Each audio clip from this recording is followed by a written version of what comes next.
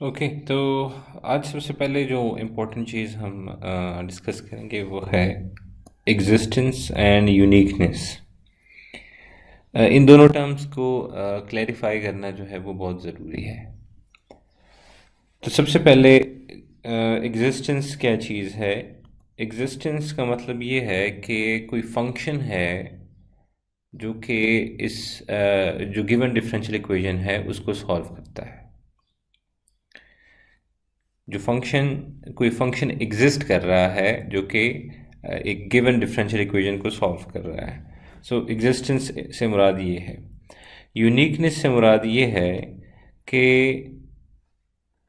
Means, चलिए मैं इसको लिख लेता हूँ। There exist a function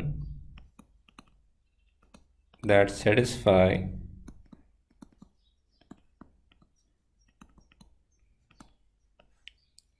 particular differential equation. और यूनिकनेस से मुराद ये है कि देयर एग्जिस्ट दी ओनली, या कहने का मकसद ये कि देयर इज ओनली वन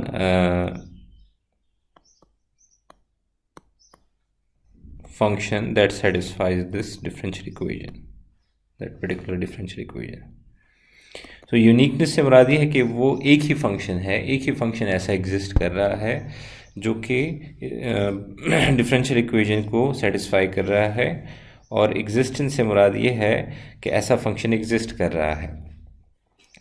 तो ये क्वेश्चन जो है, जब भी कोई सोल्यूशन आप फाइंड करते हैं तो ये इम्पोर्टेंट है पूछना कि क्या ये वाहिद सोल्यूशन है इस डिफरेंशियल इक्वेशन का, या इसके अलावा हो सकता है।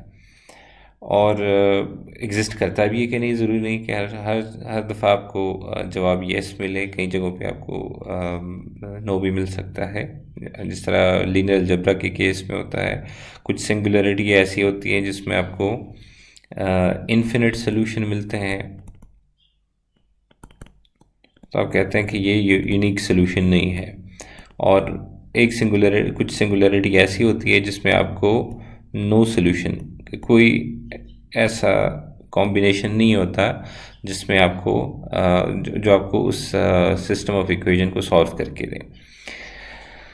ओके, तो सबसे पहले हम आते हैं अपने क्योंकि एक जनरल अम्ब्रेला जो है वो हमारे पास नहीं है इस पर्टिकुलर केस में, तो हम डिफरेंट उसको डिस्कस करेंगे जब सेट ऑफ इक्वेशंस को, तो उसके ऊपर ये डेफिनेशन अप्लाई करेंगे।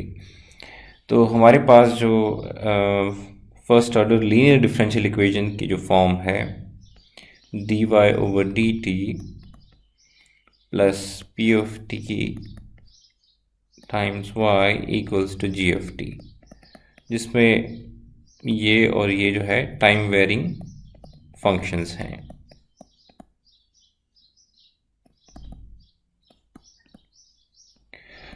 तो इस पर्टिकुलर डिफरेंशियल इक्वेशन के लिए हम डिफाइन करते हैं कि इसका सॉल्यूशन एग्जिस्ट कब करेगा और वो यूनिक कब होगा।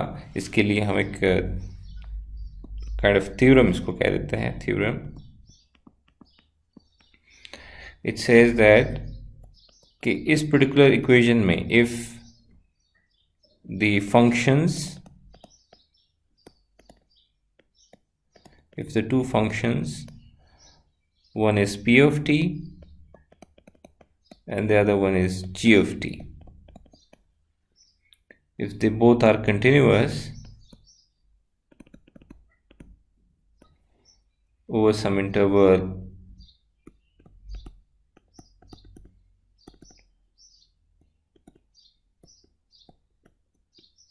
a to b, किसी a to b इंटरवल में अगर ये कंटिन्यूस है और इस इंटरवल के अंदर जो इनिशियल पॉइंट है, हमारा इनिशियल कंडीशन जो है वो इस इंटरवल के अंदर है, कंटेनिंग टी नॉट, मीन्स कि ये जो पूरा इनिशियल वैल्यू प्रॉब्लम है, हमें y एट टी नॉट जो है गिवन है। ये पूरा इनिशियल वैल्यू प्रॉब्लम है हमारे पास। तो अगर हमारे पास पी एंड टी जो है वो कंटिन्यूस है इस इंटरवल के दौरान, ए टू बी इंटरवल के दौरान, और टी नॉट इसी के अंदर एग्जिस्ट कर रहा है, इसी इंटरवल के अंदर है, तो हम गारंटी कर सकते हैं कि then there exist a unique function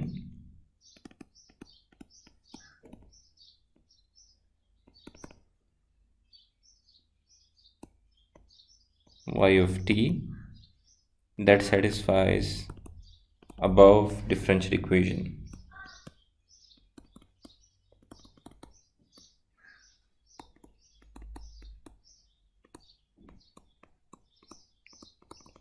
इस डिफरेंशियल इक्वेशन को वो सेटिस्फाई कर सकता है कि यूनिक फंक्शन हो सकता है। ठीक है, तो यूनिकनेस से मैंने बताया मुराद क्या है कि एक ही फंक्शन हो, एक सिंगल फंक्शन जो कि इस डिफरेंशियल इक्वेशन को सॉल्व कर सके। उस सिंगल से मुराद ये नहीं कि उसमें एक ही टर्म हो, लेकिन वो यूनिक हो, कोई दूसरा फंक्शन ऐसा ना हो। फॉर एग्जांपल अगर let's say sine of T plus cos of T है, तो ये सिर्फ वाहिद कॉम्बिनेशन हो। For example sine of T plus 2 times exponential of T, ये उसको सॉल्व ना कर सकते, ये ओनली एंड ओनली फंक्शन। तो दैट मीन्स यूनिकनेस। तो ये थ्योरम बता रहा है कि अगर पी एंड टी जो है ये कंटिन्यूस है, ये जो फंक्शंस है दोनों, अगर ये दोनों कंटिन्यूस है किसी इंटरवल के दौरान, और टी नॉट भी उसी में है, उसी इंटरवल के अंदर अंदर है, ठीक है, तो फिर एक यूनिक फंक्शन जो है एग्जिस्ट करता है जो कि इस डिफरेंशियल इक्वेशन को सॉल्व करे। तो ये इसको हम कहेंगे यूनिकनेस थ्योरम, या इसको आप एग्जिस्टेंस थ्योरम भी कह सकते हैं, लेकिन साथ में ये यूनिकनेस थ्योरम भी है जो कि यूनिकनेस को भी गारंटी कर रहा है। ओके, अब इसके ऊपर मैं एक एग्जांपल जो है प्रोड्यूस कर देता हूँ, जो कि हम लास्ट लेक्चर में भी सॉल्व कर चुके हैं, लेकिन इस चीज़ को क्लैरिफाई करने के लिए कि इस थ्योरम से एक्चुअली मुराद क्या है हमारा। So here is an example. Example में हमारे पास ये जो डिफरेंशियल इक्वेशन है dy ओवर dt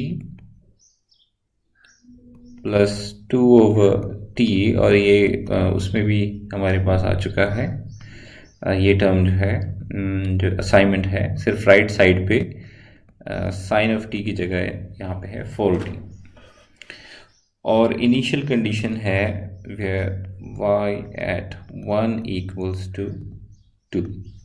तो ये सारा का सारा हमारे पास है इनिशियल वैल्यू प्रॉब्लम है। ये पूरा ये जो दो सेट है, ये हमारे पास एक इनिशियल वैल्यू प्रॉब्लम है।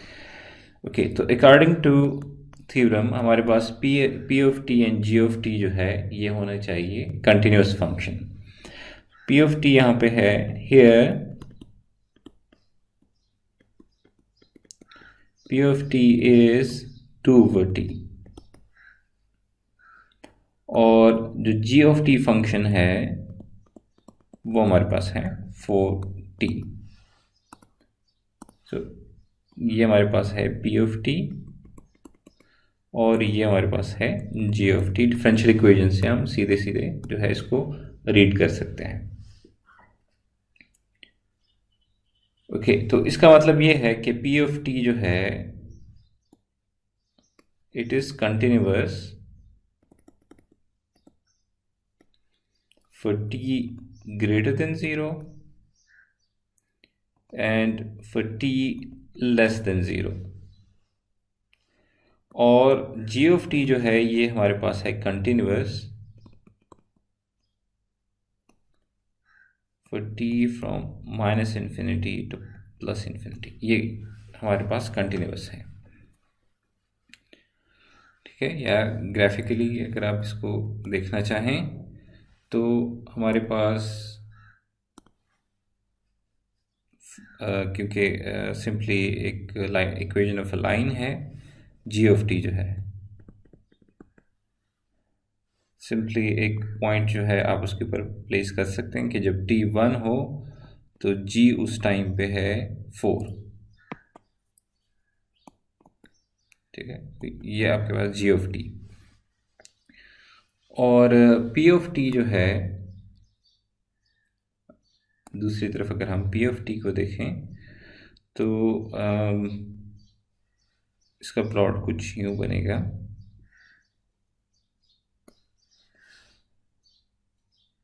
जब टी पॉजिटिव हो, ये टी एक्सिस है क्योंकि ये टी एक्सिस है और ये इस साइड पे टी पॉजिटिव है।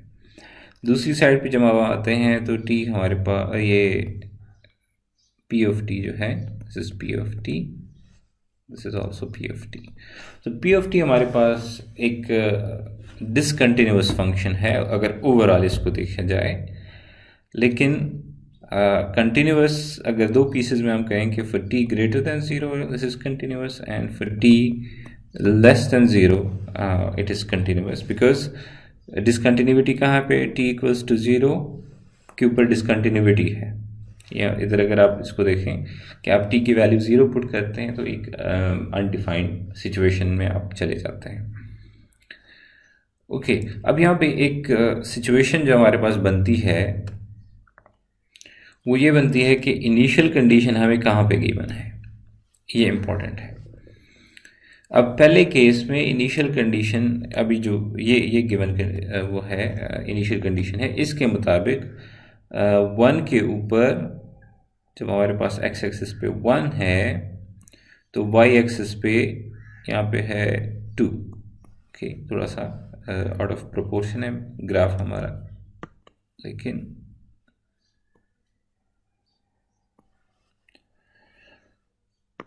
ओके तो ये हमारे पास इनिशियल कंडीशन है। अब यूनिकनेस का जो थ्योरम है इसके मुताबिक हमारे पास अगर इनिशियल कंडीशन यहाँ पे है, ठीक है, there exist a unique solution. अच्छा, ये जो पॉइंट है कि जिस रेंज के अंदर टी नॉट एग्जिस्ट कर रहा है, सो टी नॉट इस टाइम पे है in this range for T greater than zero, तो जो हमारा सोल्यूशन हम कहेंगे यूनिक है वो इस रीजन के अंदर यूनिक होगा। अब अगर कोई इनिशियल कंडीशन हमें दूसरी दी जाती है, फॉर इंस्टेंस यहाँ पे कहीं पे इस रीजन में जो कि for T less than zero है, तो फिर हमारा सोल्यूशन यूनिक एग्जिस्ट कर रहा है for T less than zero. तो लास्ट टाइम हम इसको सॉल्व कर चुके हैं इस डिफरेंशियल इक्वेशन को, और let me show you.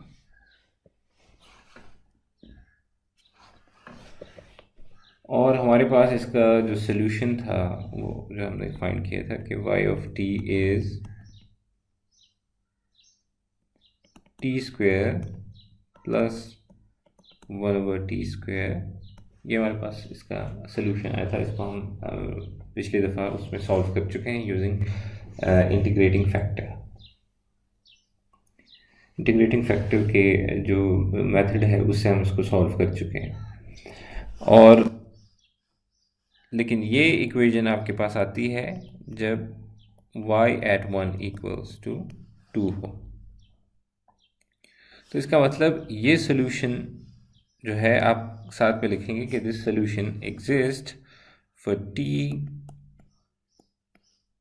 Greater than 0 up to infinity. ये इस रेंज के अंदर सोल्यूशन एग्जिस्ट कर रहा है, ठीक है।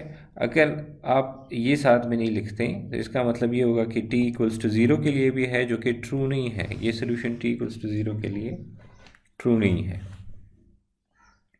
इसी तरह अगर कोई दूसरी इनिशियल कंडीशन दी गई होती, for example y at -1 equals to whatever 2 और समथिंग, तो फिर आपकी जो कंटिन्यूअस रेंज आती है उसमें ये आता है फिर फ्रॉम -इन्फिनिटी टू 0, फिर सोल्यूशन जो है इस रेंज में एग्जिस्ट करेगा। तो इन बोथ केसेस आपने ये देखना है कि t इक्वल्स टू 0 जहाँ पे डिसकंटिन्यूटी है p ऑफ t के अंदर, वहाँ पे आपका सोल्यूशन जो है एग्जिस्ट नहीं कर रहा है दोनों केसेस में, इनिशियल कंडीशन जो भी हो, तो वो डिसकंटिन्यूटी ने आपने यहाँ पे उसको रेक्टिफाई कर देना है इस स्टेटमेंट से, इस तरह ये जो मैं साथ में लिख रहा हूँ। तो अगेन यूनिकनेस एंड एग्जिस्टेंस, तो ये जो यूनिकनेस थ्योरम हमने डिस्कस किया, उसके लिए हमारे पास P of T and G of T का कंटिन्यूस होना एक रेंज के अंदर ज़रूरी है। जब हम कहेंगे कि यहाँ पे सोल्यूशन एग्जिस्ट कर रहा है, तो सोल्यूशन वहाँ पे एग्जिस्ट करेगा अगर पी एंड टी जो है ये दोनों वहाँ पे कंटिन्यूस हो, तो हमारे पास एग्जिस्ट करेगा। और जहाँ पे डिसकंटिन्यूटी है उसको आपने आइडेंटिफाई करके उसके अलावा आप कह सकते हैं कि इस रेंज के अंदर या इस रेंज के अंदर आपका सोल्यूशन जो है वो एग्जिस्ट कर रहा है।